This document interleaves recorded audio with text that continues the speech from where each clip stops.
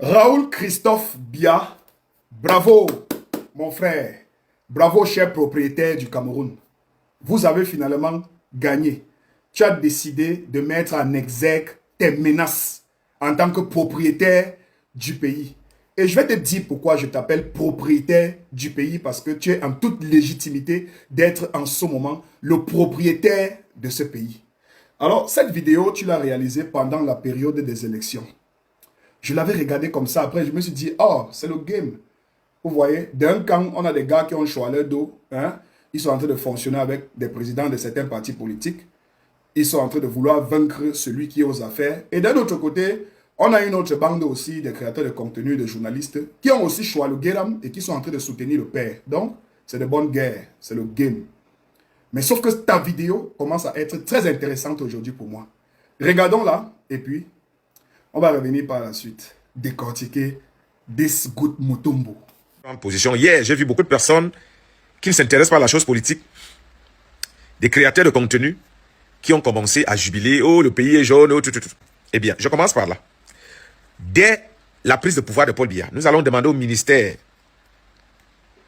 des Postes et Télécommunications de mettre une taxe sur toute personne qui crée un contenu sur TikTok qui paye. Si tu ne payes pas en bloc, il faut que le TikTok soit payant. Qu'on paye la taxe, comme on paye en Côte d'Ivoire. Qu'on paye la taxe. Tous les contenus que vous créez sur TikTok, vous payez la taxe. Tous les contenus que vous créez sur Facebook, vous payez la taxe. Tous les créateurs de contenu qui vivent grâce à la tolérance administrative de Paul Biya et qui n'ont pas voulu assumer Paul Biya en public, vous allez payer la taxe. Ne vous inquiétez pas. On va voter les nouveaux députés. Ne vous inquiétez pas. Nous, là, on va mettre la pression pour ça. Vous passez le temps à nous dire que quand le régime ne sera pas là, on va souffrir, on va s'exiler. Non. Avant de nous exiler, on va d'abord vous faire l'île, comme vous nous disiez qu'on va l'île. Non, moi, je vous ai dit que pour le nouveau septennat, c'est zéro tolérance. C'est à cause de cette tolérance que que vous reprochez que le pays est gâté. Le pays va devenir un pays de rigueur. Application de la loi sans état d'âme. Tu pleures, on s'en fout. Tu vends au marché en bordure de route, tu n'es pas en règle, on casse. On s'en fout. Que tu aies 10 enfants, on s'en fiche. C'est ça. C'est la rigueur que vous voulez, non? Ce sera comme ça. Vous avez démontré que, quand je lis vos commentaires sur la toile, des gens, tout le monde dans ce pays profite du système de tolérance de Paul Biya. Vous avez vos maisons. Vous savez que pour construire une maison, il faut un permis de bâtir. Combien parmi vous avez des permis de bâtir? Plein de maisons partout, vous construisez, vous achetez des terrains. L'État laisse, parce qu'on est dans un système de tolérance administrative. Vous n'avez pas été capable d'assumer Paul Biya en public. Beaucoup parmi vous n'avez pas de titre foncier. Beaucoup parmi vous n'avez pas de permis de bâtir, mais vous avez vos maisons, vos immeubles. Vous n'avez pas été capable d'assumer Paul Biya en public. Ne vous inquiétez pas. Le dernier mandat, c'est le mandat pour tuer. Vous allez vivre dans un pays de loi, comme vous voulez là.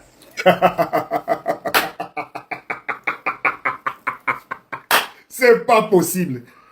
Hein, frérot? Raoul Christophe Biya, mon frère, je tiens d'abord à envoyer un message à tout le monde ici. Ne vous mêlez pas de cette bagarre. Raoul, c'est mon frère. C'est le game. On va se tout finir. C'est contenu pour contenu, argument pour argument, démantèlement pour démantèlement, diagnostic pour diagnostic. Peut-être à la fin de ce processus, quelqu'un sera soigné. Frérot, je ne sais pas si quand tu crées des contenus et que tu les postes, parfois ça t'arrive d'aller scroller ta feed d'actualité personnelle et de regarder ce que tu as publié et de réanalyser ce que tu dis et de te positionner. Mais c'est moi qui ai fait ce genre de communication. Est-ce que ça t'arrive? C'est vrai, hein? Vous avez choisi votre guéram pour soutenir ce que vous êtes en train de soutenir depuis que les élections ont begun là. C'est des bonnes guerres, c'est le business. Beaucoup de chaos le sont entrés, il y a eu beaucoup de partages de guéram et tout. Je suis d'accord, c'est le business, frère. Prends aussi ta part. Eux-mêmes, ils ont pris pendant des années. Choisis aussi ta part, je suis d'accord. Moi, un jeune qui réussit à choisir sa part, il choisit sa part. Je suis d'accord. Prends ta part. Parce qu'eux-mêmes, ils n'ont pas souffert pour avoir ça. Mais est-ce que tu te réécoutes souvent? Hein, brother? Parce que, en inbox, tu m'expliques toujours que Mirador, écoute, mon cher, le fédérateur. Moi, je me réécoute toujours quand je crée les contenus, je me réécoute. Mais j'ai l'impression que tu ne te réécoutes pas. J'ai l'impression que le guérin qu'on vous a chocolat, c'est-à-dire que la position qu'on vous a dit que petit frère mouf, rien ne peut vous arriver dans le pays ici. C'est notre tieka, c'est nous qui contrôlons le Léquois-ci. Pédika, vous pouvez parler à n'importe qui, insulter même Donald Trump, dites à Poutine que le cul de sa mère. C'est nous, on va vous protéger dans le pays ici. Oui. Est-ce que en tant que jeune appartenant à ma génération, quand tu te regardes dans un miroir, tu n'as pas honte de toi-même? Quand tu réécoutes tes contenus. Parce que si tu n'as pas honte de ce que tu dis, de comment tu traites le peuple, de comment tu traites notre génération à laquelle nous appartenons, avec toutes les misères que nous avons rencontrées dans ce pays. Raoul, ce n'est pas parce que quelques-uns d'entre nous parviennent à manger 1, 2, 3 fois par jour que tu vas croire que ça va bien. Ça va mal, hein, frérot. Ça va extrêmement mal. On ne peut pas prendre l'exemple sur Bastos pour dire que Yaoundé est développé. Petit frère, tu comprends, non? Il faut faire le tour. Donc, ne va pas croire que la quelques petites cliques de jeunes qui ont réussi à s'en sortir dans ce gouffre peuvent représenter dignement les autres jeunes Camerounais qui n'arrivent pas à joindre les deux bouts. Parce que je vois comment vous êtes fiers de vous, ton groupe et toi. Vous dites combattre pour les Camerounais, lutter pour la paix. Vous luttez pour la préservation de la dignité du Cameroun. Mais dans ton discours, tu menaces le peuple.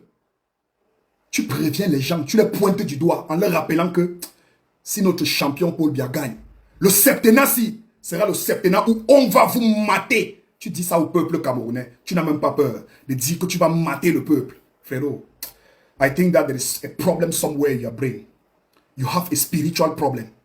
On ne s'adresse pas comme ça à un peuple. On ne s'adresse pas comme ça à un peuple. Là, tu prends les airs. Tu as l'arrogance un peu comme un certain ministre là. Tu dois les Camerounais. Tu leur dis que le septennat, on va vous mater. Oh, les influenceurs là qui n'ont pas soutenu le vieux. On vous a vu, on vous a maqué, petit frère. Les 7 ans c'est notre 7 ans. Les matins qui vendent en bordure de route, la mouffe, même si tu as 10 enfants, on s'en fout. On a longtemps fait dans la tolérance administrative. Cette fois-ci, on va appliquer la loi. On va casser. Battez mourir si vous voulez. C'est nous. Nous allons demander au ministre d'appliquer les impôts aux influenceurs. Nous allons voter les nouveaux députés qui vont faire passer des lois qui vont vous mater. Nous allons dire au ministre des Postes et Télécommunications que tous ceux qui sont sur TikTok, sur Facebook, ça doit être payant. Nous. Et j'étais entendu dire dans une vidéo que des gens, depuis 2018, avaient lancé une propagande dans les réseaux sociaux comme quoi ce pays appartiendrait aux Ekans et qu'ils étaient les propriétaires du pays. Raoul, avec ce que tu viens de dire dans ta vidéo, est-ce que si moi je t'appelle propriétaire du pays et même propriétaire des ministres de mon pays, c'est mal fait? Tu es le propriétaire du gouvernement, frérot. Tu dis que tu vas instruire au ministre qu'on va appliquer la loi où les acteurs du digital, les créateurs de contenu et influenceurs vont payer les impôts. Sur TikTok, sur Facebook. C'est toi le propriétaire du pays, frère. Faut pas fuir. Tu es propriétaire du pays et des ministres. Bravo. Mon cher frère Raoul Christophe Biya, mon frère avec qui j'ai l'habitude de discuter en inbox. Récemment encore, pendant les élections, toi et moi, on avait des échanges cordiaux. Parce que toi et moi, on se respecte beaucoup. Quand j'étais en Chine, toi et moi, nous avons discuté sur toutes ces choses-là qui se sont passées dans les réseaux sociaux et autres. Mais je ne noirais pas que toi et ton groupe, vous avez déjà pris l'impact. Le genre d'impact que vous pouvez ça comme ça dans un bureau, vous toquez au ministre que les petits frères là doivent payer les impôts, frère. C'est notre pays. Maintenant, on vient te dire que le pays vous appartient. Tu dis que oh, c'est une propagande. Le pays t'appartient. Dans la vidéo, tu le dis. Que lorsque Popol va reprendre le pouvoir, vous allez immédiatement instruire au ministre d'appliquer la loi qui consiste à faire payer les impôts par les créateurs de contenu. Tu es un créateur de contenu. Tu es arrivé dans les réseaux sociaux avec la création de contenu. Tu es même détenteur d'un code promo 1xBet. Les vidéos comme celle de Cynthia Fiangang que tu as exposée à Mondo Vision à la télé et que tu as exploité sur ta page Facebook, l'image d'une enfant, soi-disant qu'elle montrait sa nudité dans les réseaux sociaux. Donc, elle a fait ce qu'on appelle atteinte à la pudeur publique, ce qui est condamnable par la loi. Mais toi, tu as choisi son image, l'exposer dans les réseaux sociaux, dans ta création de contenu, exposer la fille d'autrui, prendre les vidéos où elle est naked, publier et flouter ses parties intimes. Comment est-ce que tu fais pour prendre la vidéo d'une fille, d'une enfant, d'une petite soeur, jusqu'à ce que tu es sur la machine, tu travailles, tu floutes son top, tu floutes ses lolos, pour faire passer cette image absolument dans ta vidéo? Et tu as eu plus de 1 500 000 vues en diffusant cette fille appelée Christelle Atangana et à la chaîne dans laquelle tu travaillais et sur ta plateforme. Sans compter les centaines de milliers de partages et de commentaires. Cette vidéo a été sauvagement relayée dans l'espace médiatique. Et en ce moment, je ne sais pas si tu l'es toujours. Et si tu l'es, je t'invite à démissionner de là et à ne plus avoir ce code promo. Tu étais brand ambassadeur d'une entreprise Paris Sportif au Cameroun où tu avais un code promo. Ça veut dire que dans cette vidéo, tu encourages les jeunes Camerounais à jouer au Djambo, à baser leur avenir sur le hasard, dans un pays où on est en train de vouloir développer un certain mindset dans la tête de la jeunesse camerounaise pour avoir un bon produit d'ici 25 ans, 30 ans. Et je vous explique, la plupart de tous ces jeunes influenceurs, que je n'arrive pas à faire ami avec eux à cause de cette histoire de code promo qui passent le temps à partager à travers leur plateforme, ne gagnent de l'argent que lorsque vous, qu'ils invitent d'aller jouer au Djambo, vous perdez. Quand tu perds au paris sportif, le gars que tu as utilisé son code promo pour aller miser perçoit 25% de ta perte. Il reçoit 25% de ta perte. C'est uniquement quand tu perds que l'entreprise prospère. Frérot, ne venez pas aujourd'hui nous donner l'impression que vous êtes des exemples dans cette nation. Non, vous ne l'êtes pas. Vous ne pouvez pas encourager la jeunesse du Cameroun à jouer au jeu du hasard à travers des codes promo et dites que vous êtes des exemples. Moi, Miraldo, le gendarme de la toile, avec toutes les audiences que j'ai dans Internet, et tu le connais, tu me suis depuis des années. Toi et moi, nous avons travaillé sur plusieurs projets. C'est le gendarme de la toile qui te parle.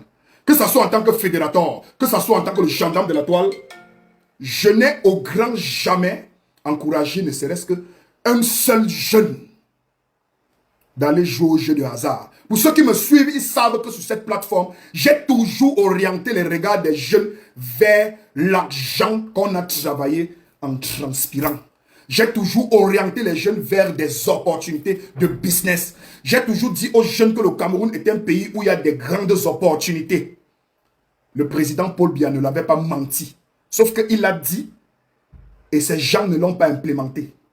C'est à nous d'aller muscler et de bagarrer, de concasser la porte là comme ça là pour aller tchalodja et sortir avec.